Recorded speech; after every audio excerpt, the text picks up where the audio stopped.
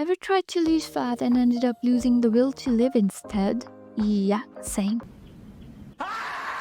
But after trying everything from 6 a.m. cardio to eating like a rabbit, I have figured it out. The perfect plan to lose 10 pounds in just a week.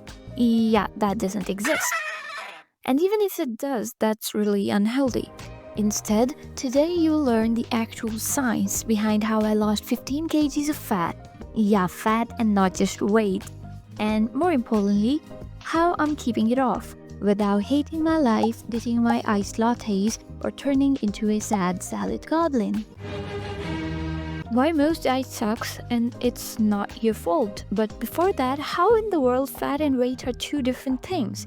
Weight equals everything your body is made of.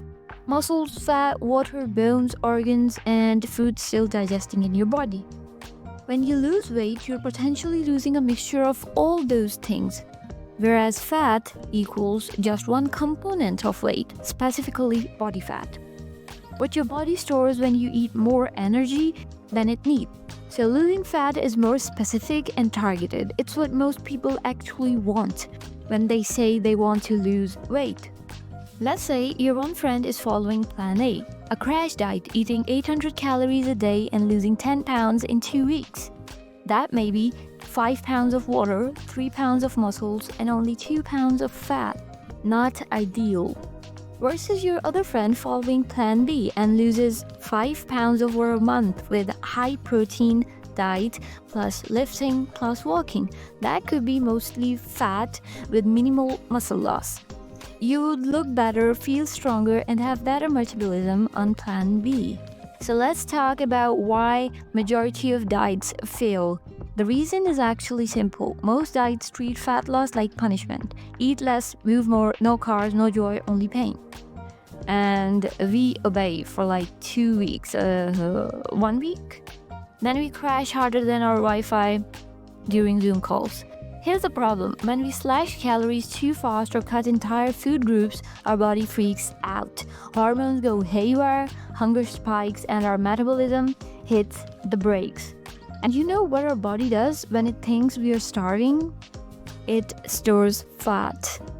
It's like, famine, better save this cheesecake for later. Now here's the unsexy truth. Losing fat is about creating a sustainable calorie deficit. And a calorie deficit is when you burn more calories than you consume. Research suggests that a 500 calorie deficit may help with efficient weight loss. Not a I'm living out salary and self-loathing kind of deficit, but a slight one. 300 to 500 calories less than what your body needs daily. That's it. There are two ways to do this. Eat a little less, not nothing, not sadness on a plate, just less. Keep your favorite foods, just eat 80% of what you normally would. You would be surprised at how full you feel when you actually listen to your stomach and not your boredom. Eat within a window, aka intermittent fasting. I'm not saying starve till noon, I'm saying maybe try a 14-10 or 16-8 window if that suits your lifestyle. It naturally helps you eat less and keep your insulin levels chill. And stable insulin equals fat burning bold, baby. Pick whichever makes you less likely to commit crimes out of hunger. Not all calories are created equal. Eating 300 calories of donuts is not the same as eating 300 calories of protein, fiber, and healthy fats such as avocados, olive oils, nuts, and seeds. Why? Because protein keeps you full, supports muscles, and doesn't make you crash and cry 2 hours later. Well, you need a palm-sized portion of protein 3 to 4 times a day, loads of veggies and fibers, some healthy fats to keep hormones happy, and carbs. Yeah, but quality carbs, not the ones that ghost you after a sugar spike. Wanna eat a cookie? Eat it. Just don't only eat the cookie. Pair it with some nuts, fruits, or Greek yogurt so your blood sugar doesn't go full roller coaster mode. And if you're wondering, Okay, but does this actually work? well, I used to do the most. I was waking up at 6 a.m. to do fasted cardio, drinking sad smoothies that tasted like regret, and saying no to literally everything. Then quitting every Monday and restarting every motivated Sunday night. I was not broken, I was just burnt out from bad advice. I would lose a few pounds, sure, but the second I stopped, it all came back, and so did the misery. It wasn't until I chilled out, started working out, actually fueling my body, and stopped demonizing food. Things changed. I lost 55 pounds over a year, slowly, steadily, and I've kept it off for more than a year now. No extreme rules, no starting over every weekend, just consistency, compassion, and finally making peace with pizza. This isn't a before and after story, it's a before and I'm still going but not suffering anymore story. And honestly, that feels way better. Here's a controversial truth. Exercise is amazing. It's just not the main player in fat loss. Only about 10 to 30% of your daily calorie burns comes from exercise. The rest, just existing, breathing, digesting, thinking about whatever.